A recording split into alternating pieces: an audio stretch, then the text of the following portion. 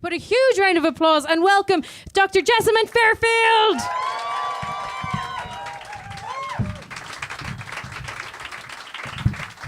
Thank you so much. Oh, you're much shorter than me. And guys, we put your hands together for Anya Gallagher, doing an amazing job emceeing. Very, very good. Very, very good. That was a really sweet introduction. Thank you so much.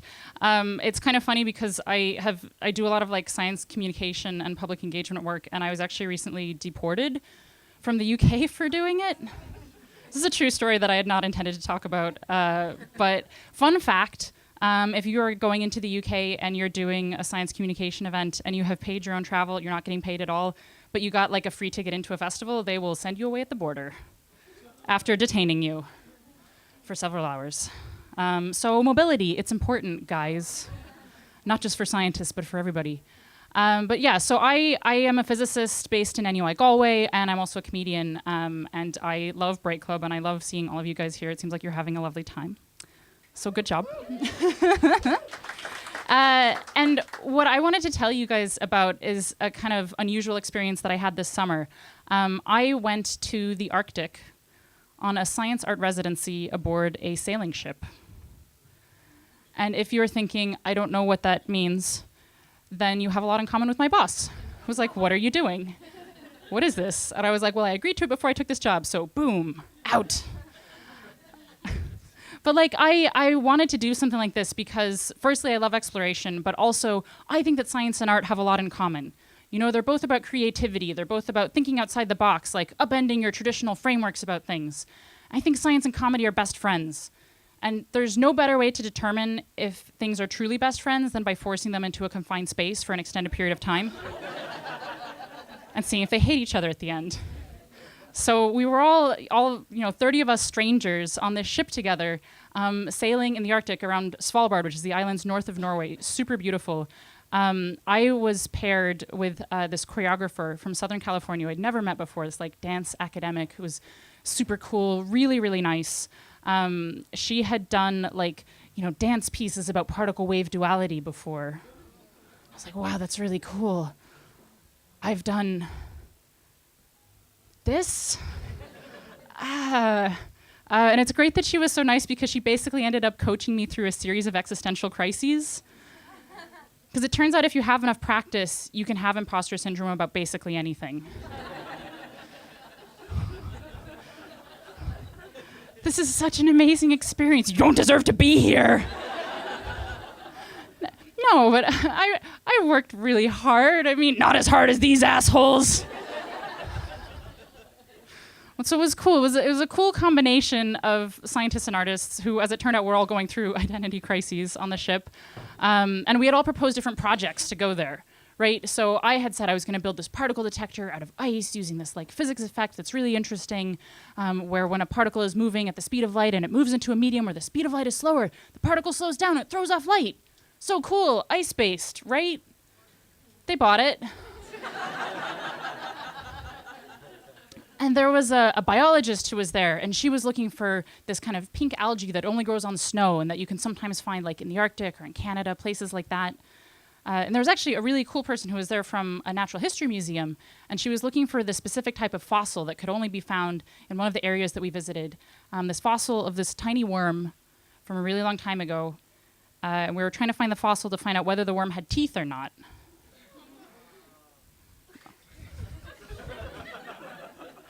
And the thing is, you might be saying, like, well, how would we know? Like, how do you know what exactly this fossil looks like? How do you know to find it? There's loads of rocks, I mean, in the Arctic and everywhere. But this specific fossil was particular because it was shaped like a little tiny butt. So, just looking for little butts everywhere, looking for worms and their lovely bottoms. That's a real thing that you can go do in the Arctic. And of course, there were artists there as well. There were a lot of really amazing photographers and videographers, which is a really nice environment for you to feel bad about wanting to get pictures for Instagram. I mean, like, I know you're a professional, but this is gonna look great. Can you get one with me in it? It's for my mom. Oh, your art form is legitimate. I respect it very much. There was actually, too, there was a circus performer there. And she had brought a frayed rope, like for aerials. which when I first heard that was on board the ship, I was like, well, I don't really see how we're going to be able to use that. Like, we're on a ship. And then we did this thing that I didn't know you could do, where we actually anchored the ship to floating sea ice. Do you know you could do that? Like, I heard like one, yeah. Well, I didn't. Like, you drill these kind of holes into the ice, you put posts into them, and then you can just like throw ropes over them, attach your ship to floating ice, and at that point we hung the frayed rope from the side of, I don't know, like the thing that the mast comes off of. What's that?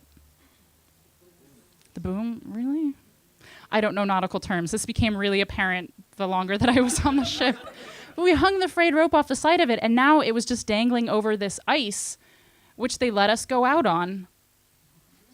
And then we, the aerialist was very kindly giving everybody lessons. And I'm like, this seems like a terrible idea.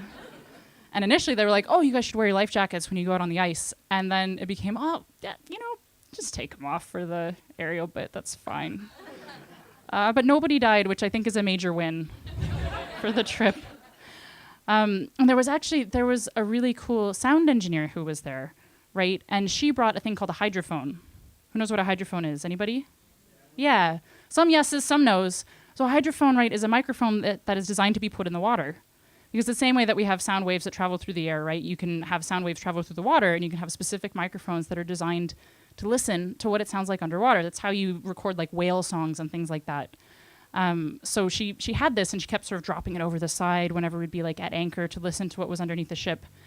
And now I just, you guys didn't come to the Arctic with me, but if you'll allow me, I would like to transport you there in your minds.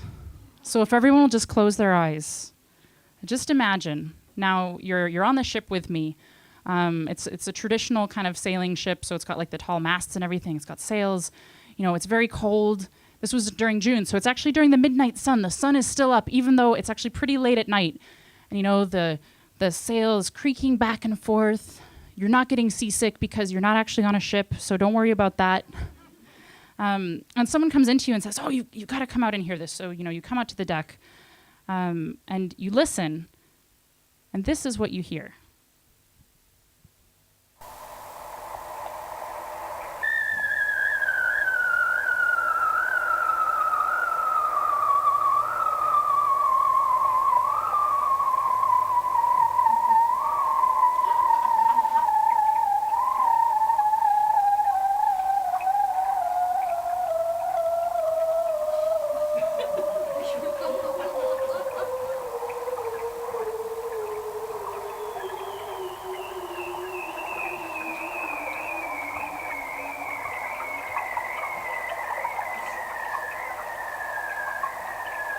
See that half of you are no longer imagining anything.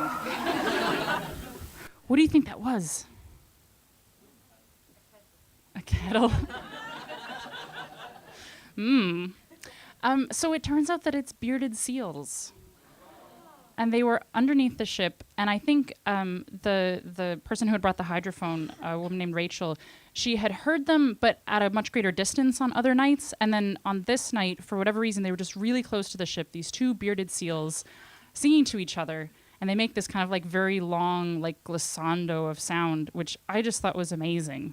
Like, I'd never heard anything like that before. And I think it, like a lot of the experiences like that were just so incredible. I'm like, oh, how do I even talk about this, right? And so it turns out that artists have a lot of languages to talk about this. They, similarly to scientists, I suppose, they spend a lot of time talking about things that seem like amazing or profound.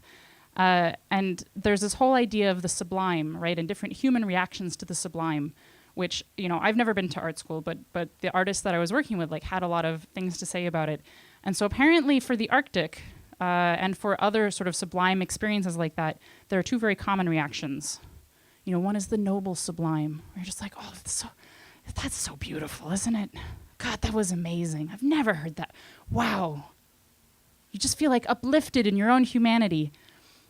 And the other one is the terrifying sublime, where like an experience is so grand and so overwhelming that it makes you realize how small you are, how small your own life is. You're here in the Arctic. It's so beautiful and amazing and wild, and it doesn't give a shit about you. Is that good or bad? But it kind of, yeah, well, thank you, sir. I agree. Because the thing is, I feel like we have that experience in science too, right? When you look up at the stars and you think about how our star, is one of so many, and there's so many stars in the galaxy and so many galaxies in the universe, and there could be so many planets, and maybe there's life on other ones, or maybe we're the only one. Like, you either get really excited and you feel like you're part of something vast and infinite and wonderful, or it's kind of freaking you out at a low level all the time. But I'd like to propose that it could be both, right? And that things can be exciting and uplifting and also terrifying and scary, like the Arctic, like science, like art, and like you guys tonight. Thank you very much.